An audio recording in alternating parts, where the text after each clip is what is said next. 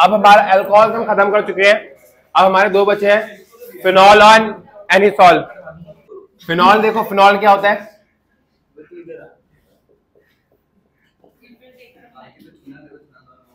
और एनिसॉल क्या होता है? ओ, इसमें दो ग्रुप्स है, एक है OH और ये दोनों ग्रुप है। ये दोनों ग्रुप कैसे ग्रुप है? प्लस आ ग्रुप है या माइनस आ ग्रुप है? प्लस आ ग्रुप है। क्यों? क्योंकि इनके पास लोन पेयर है और इलेक्ट्रॉन डेंसिटी क्या करने की कोशिश करेंगे? बढ़ाने की कोशिश करेंगे। आया समझ? इनमें से भी ज्यादा प्लस आर इसका होगा, वो CH3 का।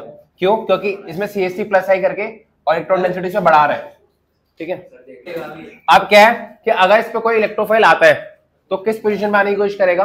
अगर कोई इलेक्ट्रोफाइल, कोई भी E+ आता है, इलेक्ट्रोफाइल है जिसको इलेक्ट्रॉन चाहिए, तो इलेक्ट्रॉन ये अपने इलेक्ट्रॉन डेंसिटी कहां बढ़ाता है? Ortho and para.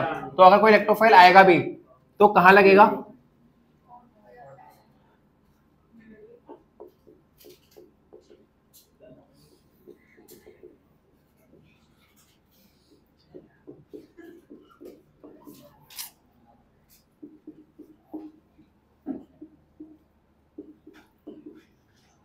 तो या तो वो ऑर्थो पे लगेगा या फिर वो, अब ऑर्थो और पैरा में भी कौन मेजर होगा?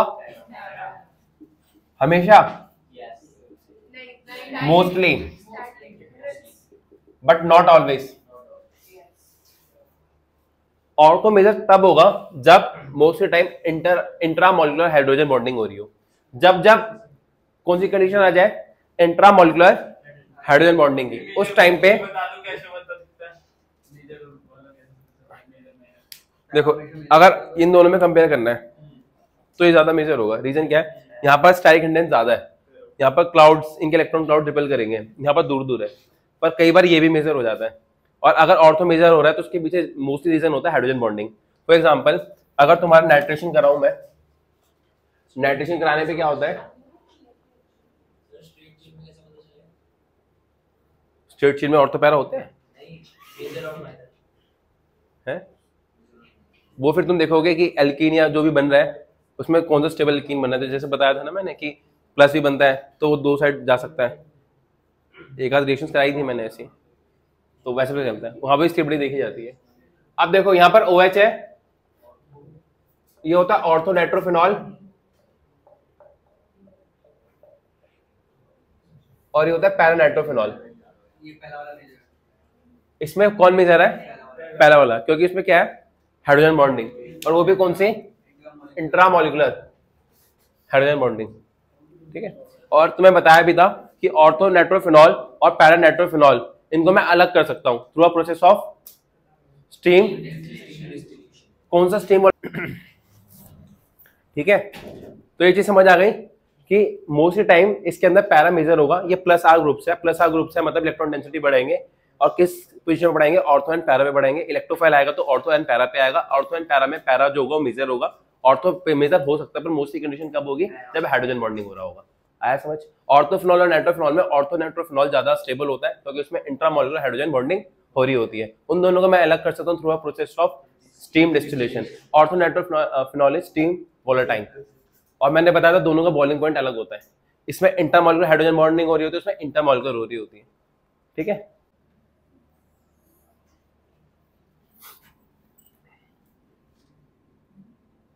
देखो, सबसे पहले हम फिनॉल की पांच या छह रिएक्शंस पढ़ेंगे टोटल। सबसे पहला होगा इसका,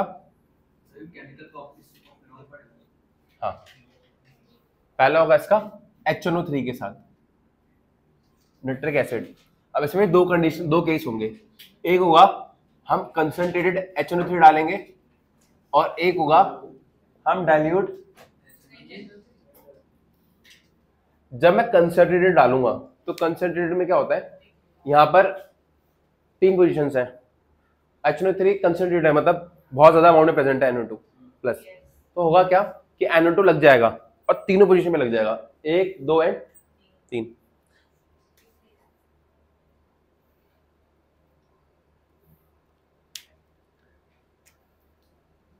तो तो NO2 लग गया तीनों पोजीशंस पे। इसका स्पेशल नेम होता है, that is known as picric acid. ये याद होना चाहिए, इसका नाम क्या होता है? Picric acid. Chemical properties of phenols. अरे 3 पढ़ा है ना हमने। एलिल सॉल्ट भी उधर की साइड करूंगा। 3 चीजें पढ़ी है ना हमने, इसमें अल्कोहल पढ़ रहे हैं, अल्कोहल पूरा पढ़ लिया, फिनॉल पढ़ रहे हैं और ईथर पढ़ रहे हैं। एनिसॉल ईथर है। अच्छा, अगर मैं डाइल्यूट HNO2 के साथ डालता हूं तो 2 बन सकते हैं। एक है तुम्हारा, हाँ जी, क्या चीज ये दोनों ऑर्थो पे क्यों लगाए? बेटा देखो, ये जो OH होता है ना, ये प्लस R ग्रुप है। प्लस R ग्रुप का मतलब होता है अपनी इलेक्ट्रॉन डेंसिटी देता है यहाँ पर। जब ये देता है तो नेगेटिव चार्ज आता है। वो नेगेटिव चार्ज या तो इस ऑर्थो पे आता है या इस पैरा पे आता है, 3 जगह आता है। कहाँ पर?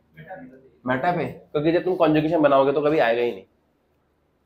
जैसे फॉर एग्जांपल तुम यहाँ पर बना रहे हो,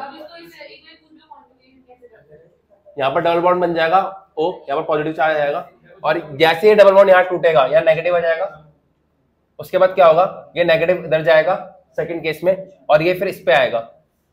तो कहाँ आया मेटा पे? नहीं आया। नेगेटिव यहाँ पर जैसे आया डबल बॉन्ड में चला गया और ये वाला, तो कभी मेटा पे नहीं आता।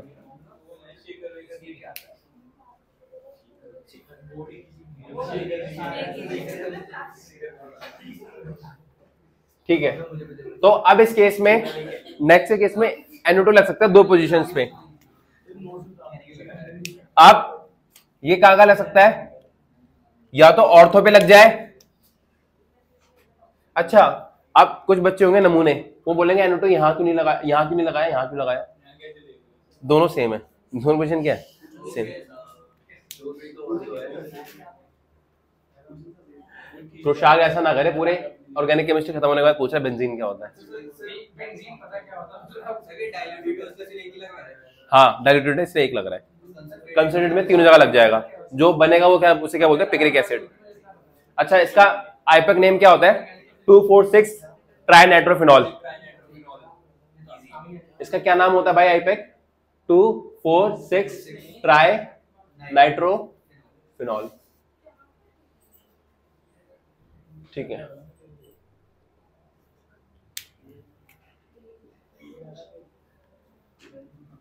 HNO3 का समझ आया?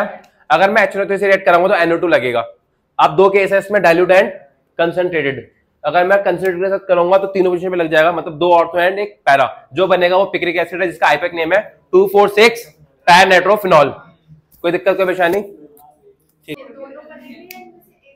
ये दोनों बनते हैं, एक मेजर है। मेजर कौन होगा इसमें? हाँ, इसमें कौन मेजर होगा? इसमें मेजर होगा ऑर्थो। ये मेजर क्यों होता है? ड्यू टू इंट्रा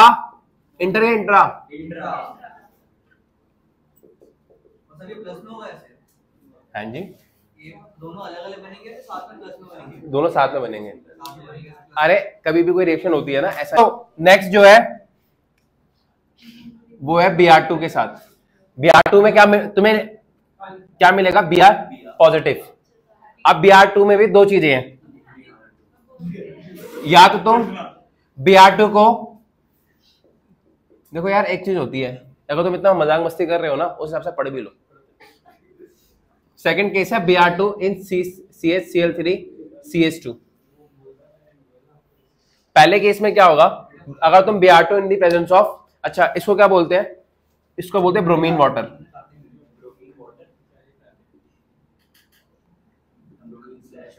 इसके पास कलर होता है, इसका एक कलर होता है, रेड ब्राउन कलर का कलर होता है ब्रोमीन वाटर का। ठीक है, अब क्या होता है, जब ब्रोमीन वाटर हमारे फिनॉल के साथ रिएक्ट करेगा, इसमें भी, इस केस में भी क्या होता है कि तीनों पोजीशन पे क्या आ जाता है तुम्हारा? Br आ जाता है। अच्छा, तुम्हें ऑर्गेनिक की रिएक्शन अगर याद करनी है ना, तुम एक A3 साइज की शीट लाना जो तुम्हारे A4 से थोड़ी बड़ी हो, उसमें लिखना।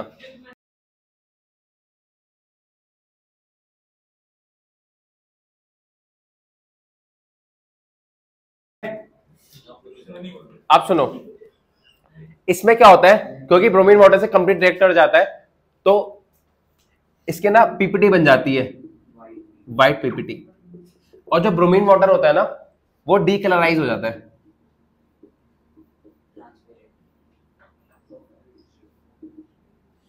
आया समझ? कोई दिक्कत कोई परेशानी? दूसरा CaCl3 CH2 के साथ रेट कर रहा हूं, Br2 ही है, बस दोनों में किसका फर्क है? सॉल्वेंट का। इसमें वाटर सॉल्वेंट लिया है जो कि एक पोलर सॉल्वेंट है, इसमें CaCl3 या CH2 लिया है, ये नॉन पोलर सॉल्वेंट है। ये कौन सा सॉल्वेंट है बेटा? पोलर, और ये क्या है? Non polar. रंग उड़ गया, फेड हो गया।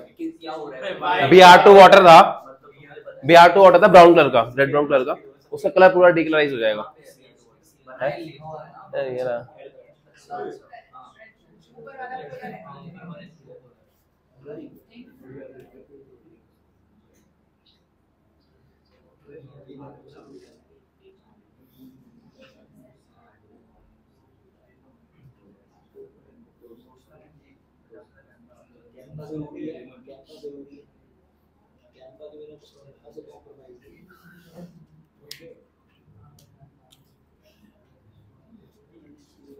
अच्छा, अब बताओ ऑर्थो एंड पैरा कौन मेजर होगा? अब तो एच बॉन्डिंग नहीं हो रही ऑर्थो पे, अब कौन मेजर होगा? ऑर्थो एक ही केस में मेजर होता है जब एच बॉन्ड हो रहा होता है। कोई दिक्कत? एच बॉन्डिंग इसमें तो पैरा होगा ना, इसमें एच बॉन्डिंग कहाँ हो रही है? ये एच बॉन्डिंग कंडीशन तो है ना,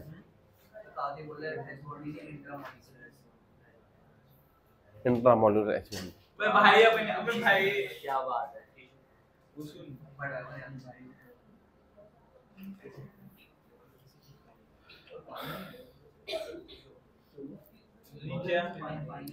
देखो अगली रिएक्शन है, इसका नाम होता है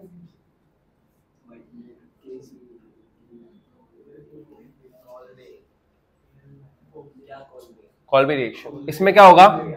सबसे पहले मैं जो फिनॉल है उसे रिएक्ट कराऊंगा NaOH के साथ। NaOH क्या है? इसमें क्या मिलेगा मुझे? Na+ और OH-। तो ये Na+ किससे जाके रिएक्ट कर जाएगा?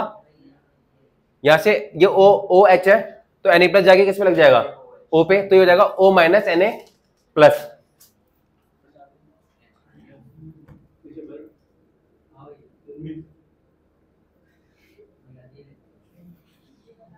Na+, H उड़ गया, देखो OH- है, यहाँ पर OH- बचेगा, वो H को ले जाएगा तो वाटर बना देगा। बताऊंगा अभी, ये समझ आया? हाँ, अब देखो अगर इसमें कार्बन डाइऑक्साइड पास कराता हूं in the presence of small amount of acid, तो इसमें क्या होता है? अब नेक्स्ट रिएक्शन है कॉल्बी रिएक्शन, समझ आ गया?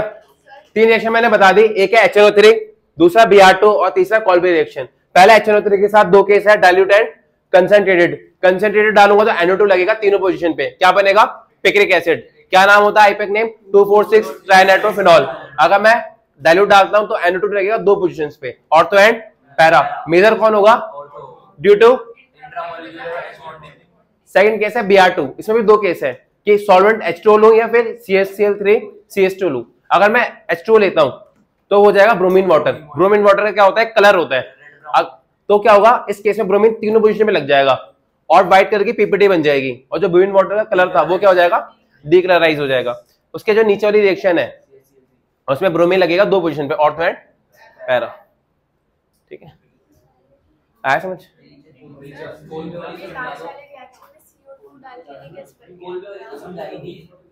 ये ऐसे ही याद करना है। कॉल्बी रिएक्शन में देखो क्या है, कॉल्बी रिएक्शन तुम्हें एज इट इज याद रखनी है बस। इसके अंदर ऐसा है बेसिकली, मान लो तुम OH है, इसमें तुम पहले NaOH डाल दो। जैसे तुम NaOH डालोगे तो ये बन जाएगा O- Na+। आप इसमें डालना है पहले डालना है CO2, सेकंड डालना है H+। तो यहां क्या बन जाएगा? OH, और इसका नाम मैंने अभी पढ़ाया था, इसका नाम क्या होता है? Salicylic salicylic. मैं सैलिसाइक्लिक बोलूंगा, सैलिसिलिक। ठीक है, सैलिसिलिक। सॉस पेन बोलना, सॉस में मारो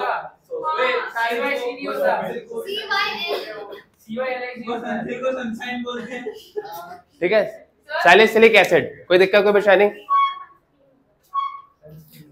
अच्छा, अगली जो रिएक्शन है वो और इंपॉर्टेंट है, दैट इज रीमन टीमन रिएक्शन। ये जो नेम रिएक्शन है वो याद होनी चाहिए, कोल्बे रिएक्शन याद होनी चाहिए। और अगली रिएक्शन है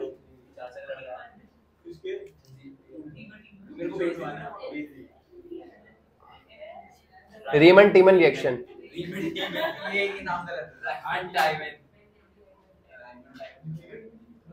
अब क्या होगा, इसमें लेता हूं मैं CHCl3 in the presence of NOH। इसमें क्या होगा, देखो इसमें क्या लगा है, कार्बोक्सिलिक एसिड, इसमें लगा है एल्डिहाइड। देखो कोल्बे रिएक्शन में क्या बनता है, एसिड, और उसमें क्या बनता है भैया, कोल्बे रिएक्शन में क्या बनता है, एसिड, और उसमें क्या बनता है, एल्डिहाइड। इसमें COOH लग रहा है, इसमें COH लग रहा है, ये एल्डिहाइड है, वो कार्बोक्सिलिक है, ये ऐसे याद रखना है। किसका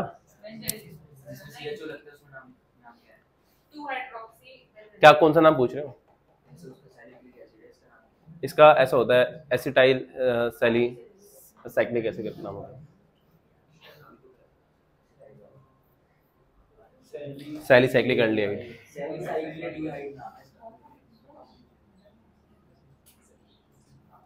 अभी कॉमन नेम तुम्हें याद रखने पड़ेंगे, ठीक है। सैलिक, अच्छा इसका इतना इंपॉर्टेंट नहीं है, सैलिसिलिक एसिड क्या बोलते हैं इसको, सैलिसिलिक,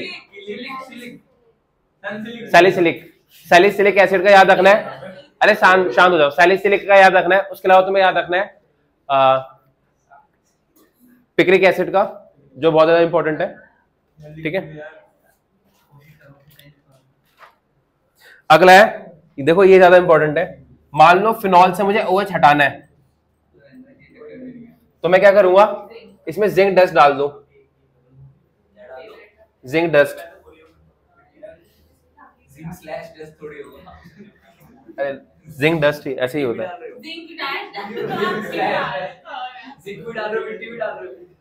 जिंक डस्ट होता है। चलो तुम ऐसे लिख लो, चलो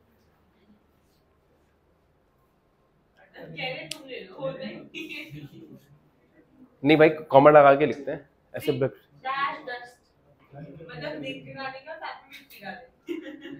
जिंक डस्ट डालते हैं, मिट्टी नहीं होती है, जिंक का पाउडर डाला जाता है। जिंक डस्ट डाला तुमने फिनॉल के ऊपर, तो क्या बन जाएगा तुम्हारा, बेंजीन। टोटल तुमने कितनी रिएक्शन पढ़ ली इसके अंदर, 1 2 3 4 5 रिएक्शन पढ़ी है। कौन कौन सी रिएक्शन है, जिंक डस्ट, फिनॉल से बेंजीन बना लो। हाँ नहीं अलग है।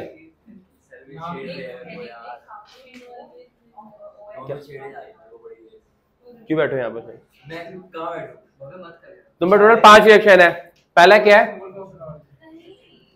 HNO3 के साथ, दूसरा क्या है Br2 के साथ, तीसरा क्या है कोल्बे रिएक्शन, चौथा क्या है रीमन टीमन, और पांचवा क्या है जिंक डस्ट। 5 याद रखने हैं, कौन कौन से है, HNO3, Br2, Kolbe reaction, रीमन टीमन, zinc dust.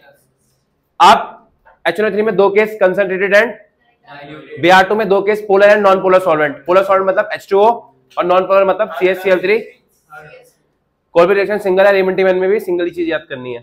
और आखिरी में जिंक डस्ट। कोई दिक्कत, कोई परेशानी नहीं, सॉल्यूशन।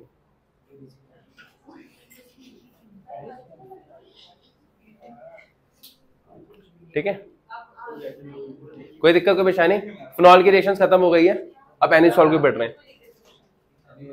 आगे क्या इसमें और रिएक्शंस है, इतनी रिएक्शंस है भाई, नहीं एनिसॉल बचा है अभी स्टेरिफिकेशन बचा है, सॉरी स्टेरिफिकेशन कह रहा हूँ, ईथर की रिएक्शन बची है, विलियमसन एथर सिंथेसिस। अभी आज ही खत्म होगा, आज ही। तूने क्यों बोल दिया भाई,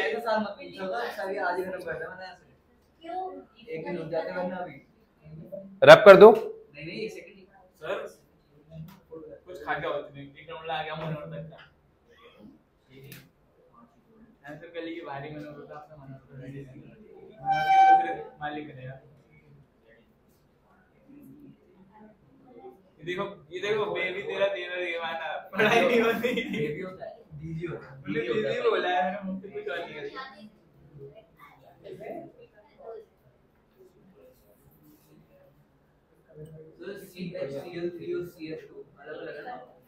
अच्छा ध्यान रखना, ये रिएक्शन सीधा नहीं आती है, इसका यूज कन्वर्जन में ज्यादा होता है। कन्वर्जन मतलब तुम्हें बोलेगा कि फिनोल से कुछ बनाओ, तो बीच में स्टेज तुम्हें लानी पड़ेगी बेंजीन की। हाँ गया बस इतना याद रखना, गया।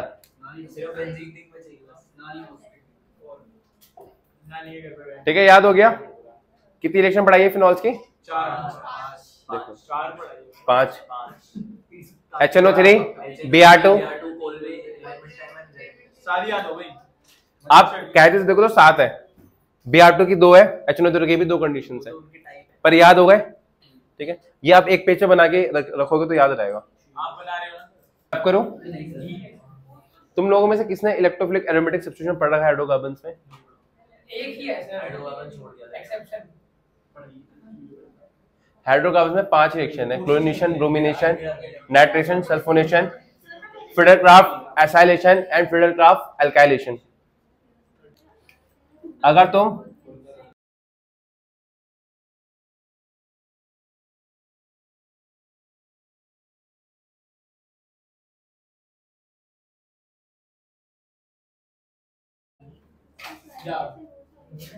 ये बन जाता है भाई, ये याद रखना, Na2Cr2O7 डालते हो। तो मैं ऊपर लिख देता हूँ अभी। टोटल वैसे रिएक्शन है 5, पर लास्ट वाला अलग से याद रख लेना। तो टोटल हो गई 6 reaction, Br2 HNO3 Kolbe रीमन टीमन zinc dust और आखिरी में Na2Cr2O7 के साथ। ठीक है, अच्छा एक बात बताओ, कोल्बे और रीमन टीमन इसमें से किस में एसिड लगता है, किस में एल्डिहाइड लगता है? सैलिसिलिक एसिड किस में बनता है? उसमें हम क्या क्या रिएजेंट लेते हैं? पहले NOH लेते हैं, उसके बाद CO2, और रीमन टीमन में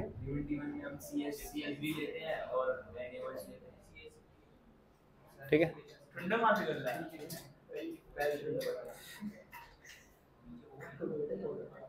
तो ये ध्यान रखना इसको, ये ऑक्सीडेशन है इसकी, OH ऑक्सीडाइज हो गया, बन गया। इसमें एक चीज और डालना, H2SO4।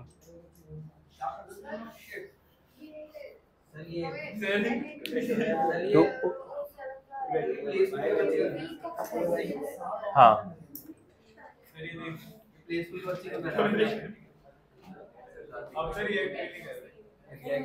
रैप कर दो। टोटल कितनी रिएक्शन? 6। लास्ट वाला ऑक्सीडेशन है जो Na2Cr2O7 H2SO4 की प्रेजेंस में होता है, और क्या बन जाता है? बेंजोक्विनोन। दोनों ऊपर नीचे दोनों साइड डबल बॉन्ड ऑक्सीजन आ जाता है। आया समझ? देखो लुईस एसिड बेस जानते हो? जैसे तुम Cl2 के साथ AlCl3 ले लोगे तो तुम्हारे Cl प्लस दे देता है। क्या देता है? ऐसे तो अगर तुम Br2 के साथ या तो इसके साथ AlCl3 ले लो या AlBr3 ले लो, कोई फर्क नहीं पड़ेगा, तभी तुम्हें क्या मिल जाएगा? आप 2 और बता रहा हूं, एक होता है फ्रिडलक्राफ्ट एल्काइलेशन और एक होता है एसाइलेशन। दोनों में डिफरेंस समझना। एसाइल ग्रुप किसको बोलते हैं?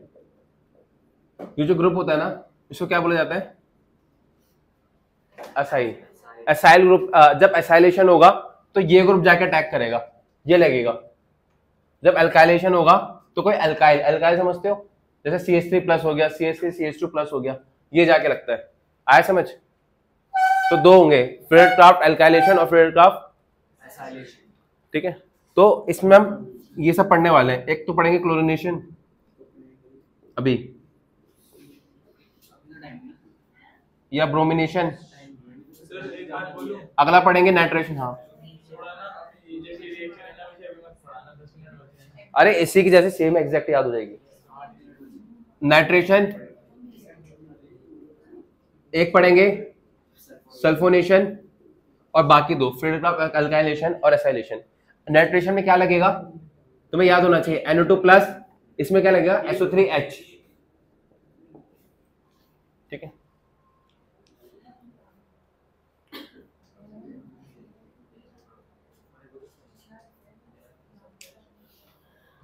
ठीक है, पहले रिएजेंट याद कर लेते हैं।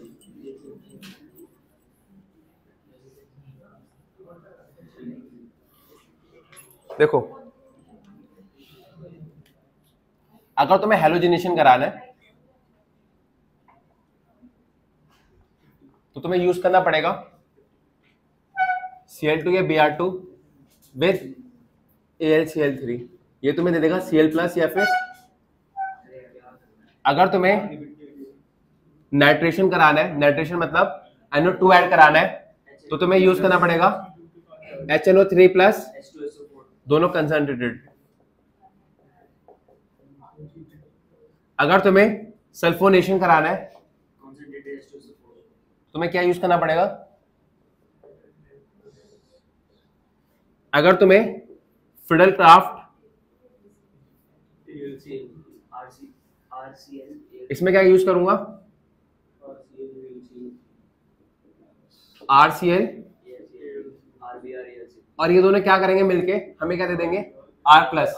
इसमें क्या अटैक होगा, इसमें SO3H होगा और इसमें क्या होगा NO2 प्लस, इलेक्ट्रोफाइल अटैक करेंगे। और लास्ट क्या है फिडेलक्राफ्ट, इसमें क्या करेंगे R C double bond O plus, इसमें तुम्हें क्या मिल जाएगा C double bond O Cl plus. ये इलेक्ट्रोफाइल्स रहने वाले हैं, आया समझ। रब अब उस वो वाला पार्ट रब कर रहा हूं।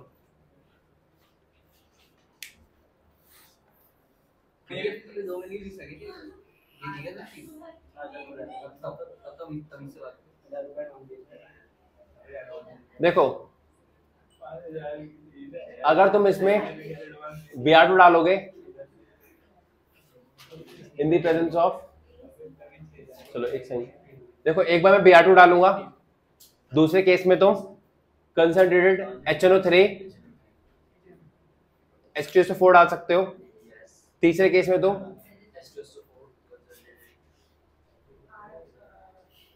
अगले में तुम अल्काइलेशन में क्या डालोगे RCl प्लस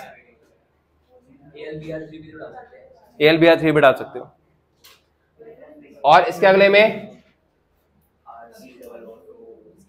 आप देखो ध्यान से समझना, देखो इसमें तुम्हें क्या मिलेगा R प्लस इलेक्ट्रोफाइल, इसमें तुम्हें क्या मिलेगा इलेक्ट्रोफाइल। देखो इस ग्रुप का नाम एसाइल ग्रुप है, इसलिए इसका नाम होता है एसाइलेशन। इसको बोलते हैं अल्काइल ग्रुप, इसलिए इसका नाम है अल्काइलेशन। ठीक है, ठीक है।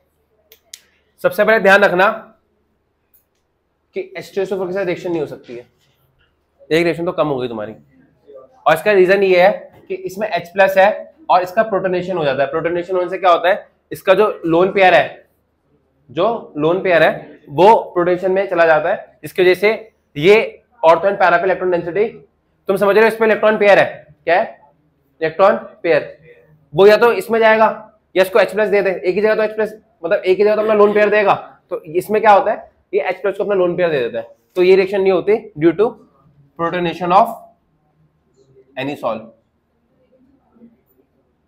इसलिए मैंने तुम्हें उस टाइम प्रोटोनेशन वर्ड का मतलब बताया था। ठीक है, अब इसके अंदर तुम्हारा क्या इलेक्ट्रोफाइल मिलेगा तुम्हें NO2 प्लस, और OCH से कैसा डायरेक्टिव है, it is ortho and para directive. इसका मतलब क्या होता है, ऑर्थो एंड पैरा डायरेक्शन में क्या बढ़ा देगा इलेक्ट्रॉन डेंसिटी, या फिर जो भी इलेक्ट्रोफाइल आएगा वो कहां पर जाके लगेगा ऑर्थो एंड पैरा पे। तो यहां पर क्या होगा,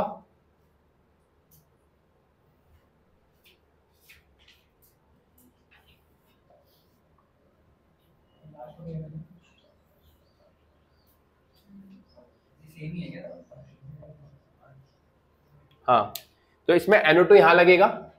और अच्छा, इन दोनों में मेजर कौन सा होगा? इस बार तो एच बॉन्डिंग नहीं हो रही, इस बार कौन सा मेजर होगा? ठीक है, अगर मैं इसके साथ करता हूं तो मुझे R प्लस मिलेगा, और R प्लस जाके कहां लग सकता है? ऑर्थो एंड कौन सा मेजर होगा? अब भी देखो, सबको याद हो गया। अगर अंबिका को याद हो गया तो सबको याद हो गया।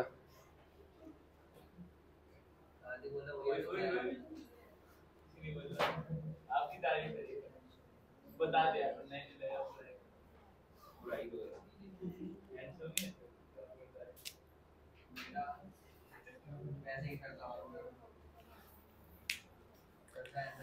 लड़के की खूबसूरती पैसे देखी जैसे। मैं बता दूं, 2 घंटे की क्लास होती है, तभी तो देख रहे हैं। 2 घंटे की क्लास होती है, 2 घंटे में आपको 100 बार आंसर बोलता है मेरे गाल पे। भाई ज्यादा बार बोलता हूं, ये आपसे डायरेक्टेड है, थोड़ा मैं बता रहा हूं, इसका कुछ इलाज करो। देखो इसमें क्या अटैक करेगा, इसमें तुम्हारा क्या अटैक करेगा भाई? COCl ग्रुप, मतलब बेसिकली एसाइल ग्रुप अटैक करेगा। भैया बताओ, इसके बाद अमाइंस पढ़ा दूं, सेम रिएक्शंस होती है उसमें भी। एक मिनट रुको, एक बार बताओ, OH है, जैसे इस पे ये ऑर्थोपैरा डायरेक्टिव है, वैसे तुम्हारा अगर अमाइन होगा, अमाइन समझते हो क्या? अमाइन बस बनाना, मेरा ना सिलेबस नहीं है। NH2, ये भी तो ऑर्थोपैरा डायरेक्टिव है, तो उसकी भी कुछ ऐसी ही रिएक्शंस होती हैं, आया समझ? तो ये चीज रिपीट होगी अमाइंस के अंदर। इसमें क्या होगा, या तो इस पोजीशन में लग जाएगा,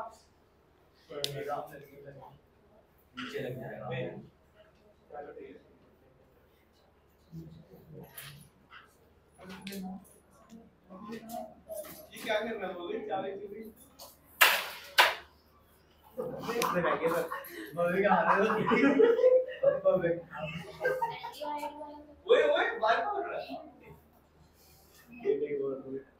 ठीक है। और इसमें क्या होगा?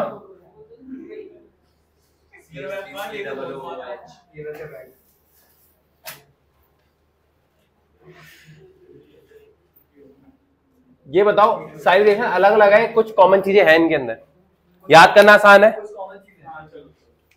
ठीक है, अबे जा कर रहे हो? तो इसके साथ रिएक्शंस होती है खत्म। अब इसमें एक या दो चीजें बची है, सिर्फ ईथर बचा हुआ है,